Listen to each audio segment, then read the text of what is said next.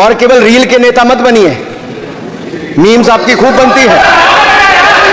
Real नेता बनने के लिए सच बोलना पड़ता है। और सर कुछ लोग एक्सीडेंटल हिंदू हैं और महाभारत का ज्ञान भी एक्सीडेंटल है। सर इनके लिए ओबीसी का मतलब है only for brother in law commission, only for brother in law commission. और only for brother in law commission के लिए काम करने वाली पार्टी अदर बैकवर्ड कास्ट की बात करती है तो आर्मी को भी पंखे के साथ लटकर आत्महत्या कर लेनी चाहिए।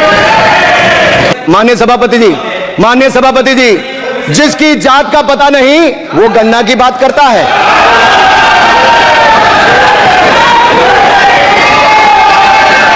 ये कमल, इससे जुड़ा हुआ नाम राजीव भी है और राजीव आप जानते हैं किसका नाम है, आप सब जानते ही हैं। तो क्या उनको भी बुरा समझते? क्योंकि इन्होंने राजीव को हिंसा के साथ जोड़ने की बात कही, कमल को हिंसा के साथ जोड़ने की बात कही। लेकिन मैं कहना चाहता हूं मां लक्ष्मी का आसन भी कमल है, हमारा राष्ट्र पुष्प भी कमल है। और जिस पद्मासन मुद्रा में सिंधु सभ्यता में भगवान शिव की पशुपतिनाथ के रूप में मूर्ति मिली थी, लोकमान्य तिलक पद्मासन मुद्रा में ही समाधिलीन हुए थे। आप कहते हैं कमल के चारों तरफ हिंसा है। आप कमल का अपमान नहीं कर रहे, आप बल्कि महायोगी भगवान शिव, भगवान बुद्ध और लोकमान्य तिलक जैसे महापुरुषों का अपमान कर रहे हैं। इसलिए अगली बार कमल के बारे में बोलने से पहले थोड़ा सोचकर बोलिए कि आप किस किस का अपमान कर रहे हैं। और केवल रील के नेता मत बनिए। मीम्स आपकी खूब बनती है। रियल नेता बनने के लिए सच बोलना पड़ता है। और सर कुछ लोग एक्सीडेंटल हिंदू हैं और महाभारत का ज्ञान भी एक्सीडेंटल है। और उस नेता के अलावा और कौन नहीं जानता कि महाभारत में अभिमन्यु का वध 7 महारथियों ने मिलकर किया था। जयद्रथ, दुर्योधन, दुशासन, कर्ण, द्रोणाचार्य, कृपाचार्य और शकुनी। लेकिन राहुल जी ने कभी महाभारत शायद, अब मुझे तो पता नहीं, पढ़ा भी नहीं, पर देखा भी नहीं होगा शायद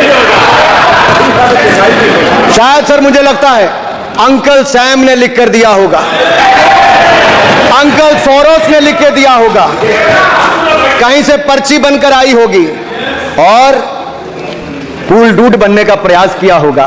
मैं तो नहीं कहूंगा, कल जो चक्रव्यूह में फंसाने की बात कर रहे थे वो कर्ण को करना कह रहे थे, कृपाचार्य जी को कृपचाई बोल रहे थे। चलिए छोड़िए उसको। अध्यक्ष जी, कल तो ऐसा लग रहा था सदन के अंदर महाभारत पर इतना सारा ज्ञान दिया गया कि एक समय ऐसा लगा DR चोपड़ा के महाभारत के धारावाहिक का संगीत गूंजने लगा हो। और कहीं ना कहीं उन्होंने एक बार महाभारत पढ़ने के लिए फिर प्रेरित किया। मगर इस बार महाभारत पर मैंने एक नई पुस्तक पढ़ी जो उनकी पार्टी के विद्वान सांसद, जो इस सदन के सदस्य भी हैं, उन्होंने लिखी है। और उस पुस्तक का नाम है the great Indian novel. Rahul ji को अगर महाभारत और चक्रव्यूह के विषय में विस्तृत जानकारी लेनी है तो अपने उस सांसद से वो संपर्क कर सकते हैं।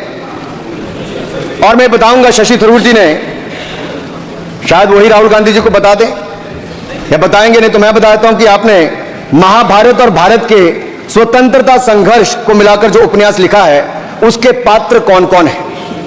इस उपन्यास में धृतराष्ट्र के रूप में किस नेता को दिखाया गया है, कौरव किस पार्टी को कहा गया है, इस उपन्यास में प्रिय दुर्योधनी कौन है। जब राहुल जी को इसका पता चलेगा तो मुझे लगता है कहीं ना कहीं शशि थरूर जी पर कार्रवाई ना हो जाए। लेकिन क्या है साहब, ये लोग तो संविधान दिखाते थे, पढ़ते नहीं थे। मैंने उस दिन पूछ लिया कितने पन्ने होते, तो वो भी नहीं बता पाए। मैंने उसके बाद पूछा कि ये जो आप संविधान की कॉपी लेकर चलते हो, इसका प्रीफेस पढ़ा है, इसका फॉरवर्ड पढ़ा है, इसकी प्रस्तावना किसने की है। के वेणुगोपाल जो सॉलिसिटर जनरल इनकी सरकार के समय भी रहे होंगे, सीनियर एडवोकेट हैं, या गोपाल शंकर नारायण जो सीनियर एडवोकेट हैं, उन्होंने उसकी प्रस्तावना की थी। और प्रस्तावना में लिखा था कि कैसा काला अध्याय वो इमरजेंसी का समय था। और ये संविधान जो डॉक्टर BR अंबेडकर जी ने दिया, अगर ये नहीं दिया होता तो आम जनमानस को अपने अधिकारों का पता भी नहीं लगता। ये देश इनकी यातनाओं का सर भुगत भोगी रहा इमरजेंसी के समय, और वो काला खंड, वो काला अध्याय वो देश कभी भूल नहीं पाएगा, जिसने देश के लोगों को कठिन शब्द इमरजेंसी के बारे में भी बताया। सर राहुल जी सदन में हजारों साल पूर्व महाभारत की कहानी सुना रहे थे, मगर उनकी अपनी पार्टी के पढ़े लिखे एक विद्वान पूर्व मंत्री और सांसद आज के महाभारत की कहानी लिखते हुए बताते हैं कि कौन कौरव था, कौन शकुनी था, कौन धृतराष्ट्र था, कौन दुशासन था, कौन दुर्योधन था, कौन कर्ण था। जरूर पढ़िएगा, सबके किरदार उसी में मिलने वाले हैं। और शायद जिस समय शशि थरूर जी लिख रहे थे उस समय आपका टैलेंट उनको पता नहीं था, नहीं तो 100 पन्ने तो आप पे ही लिख देते साहब। आप चाहते कार्रवाई हो जाए। माननीय सभापति जी,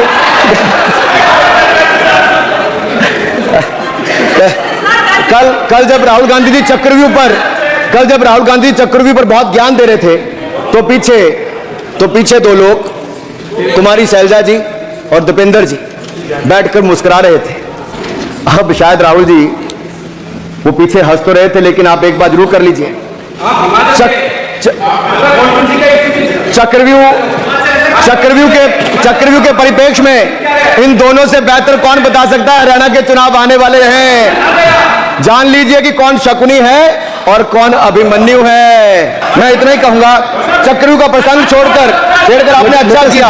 इस देश में बहुत सारे चक्रव्यूह देखे, कांग्रेस का चक्रव्यूह सर, इसके 7 किरदार मैं बताता हूं सर।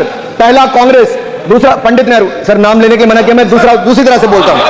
पहला कांग्रेस, दूसरे पहले प्रधानमंत्री एनजी, फिर तीसरा किरदार आईजी पूर्व प्रधानमंत्री, चौथा RG1 उस समय के प्रधानमंत्री, पांचवा SG, 6वां RG2 और 7वां आप सब जानते ही हैं। आप समझदार हैं, समझ गए होंगे सर। पहले चक्रव्यूह ने देश को विभाजन कराया, और दूसरे जो एनजी उन्होंने देश को कश्मीर की समस्या दी और चीनियों को भारत की भूमि सौगात में दी, सर। तीसरे चक्रव्यूह आईजी ने, पूर्व प्रधानमंत्री आईजी ने देश को आपातकाल दिया, इमरजेंसी दी और पंजाब में अशांति दी। चौथे जो RG1 ने बोफोर किया और सिखों का निस्सहार किया। पांचवें जो ऐसी हैं, उन्होंने सनातन धर्म परंपरा के प्रति नफरत का नैरेटिव बनाया, 12 लाख के करोड़ के घोटालों को संरक्षण प्रदान किया, देश की आर्थिक अर्थव्यवस्था को भंवर जाल में फंसाया। और छठे ठहरे आप, जिन्होंने पिछले 15 सालों में देश की राजनीति, संसदीय परंपरा और संस्कृति को इतना नुकसान पहुंचाया जितने कि ये बाकी 6 मिलकर चक्रव्यूह एक साथ मिलकर भी नहीं कर पाए। और रही 7वीं, उनका मैं नाम नहीं लूंगा, मैं इतना ही कहूंगा सभापति जी, 7 चक्रव्यूह ने मिलकर देश को गरीबी, भूखमरी, आतंकवाद, कट्टरवाद जैसे अनगिनत दुष्चक्रों में फंसा दिया था। देश को हमने इन आपके दुष्चक्रों से बचाया है, आजाद कराया और माननीय प्रधानमंत्री मोदी जी के नेतृत्व में विकास रथ को आगे बढ़ाया। सत्य के पैर नहीं होते और ये असत्य असर कांग्रेसियों के कंधे पर सवार होकर सैर करता है।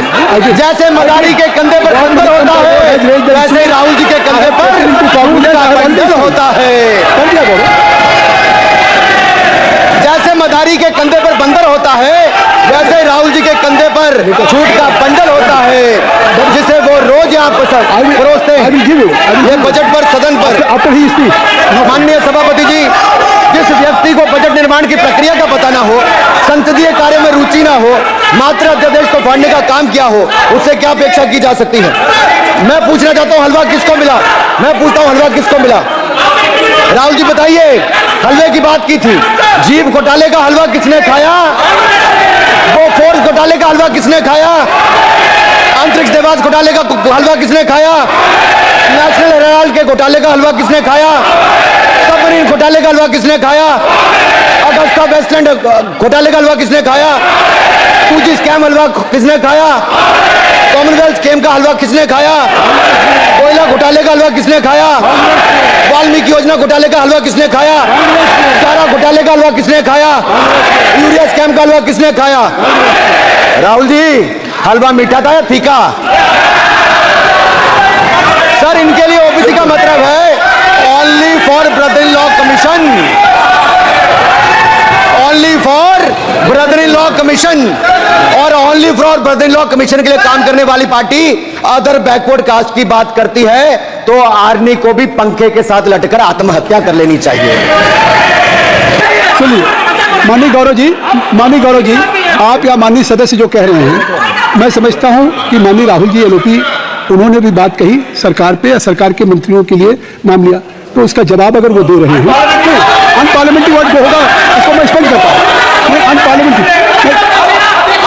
नहीं, उन्होंने झूठ कहा था, मैंने उसको स्पष्ट कर दिया। झूठ कहा था उन्होंने, मैंने स्पष्ट कर दिया। अनुराग ठाकुर जी सर, माननीय अध्यक्ष जी, माननीय सभापति जी, जिसकी जात का पता नहीं वो गन्ना की बात करता है।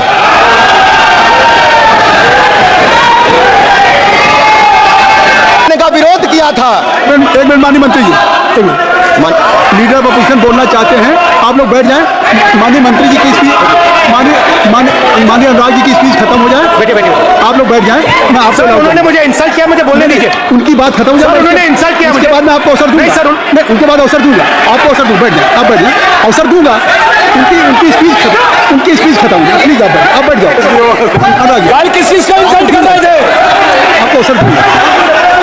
मैं नाम भी माइक आ जाएगा। स्पीकर सर, जो भी इस देश में दलितों की, आदिवासियों की, पिछड़ों की बात उठाता है, जो भी उनके लिए लड़ता है, उसको गाली खाना ही पड़ता है।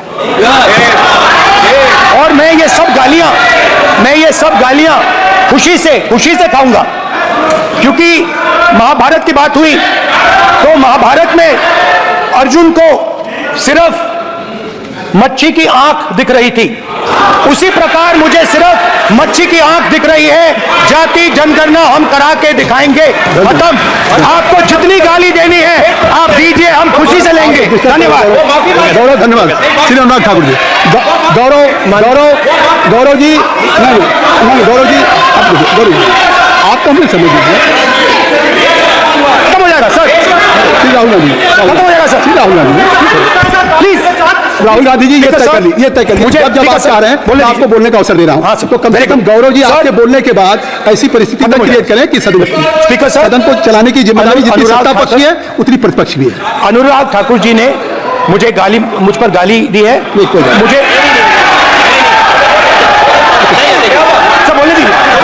सर मुझे उनको बोले सर, अनुराग ठाकुर जी ने मुझे इंसल्ट किया है, मगर मैं अनुराग ठाकुर जी से कोई माफी नहीं चाहता हूं। मुझे कोई माफी की जरूरत नहीं है।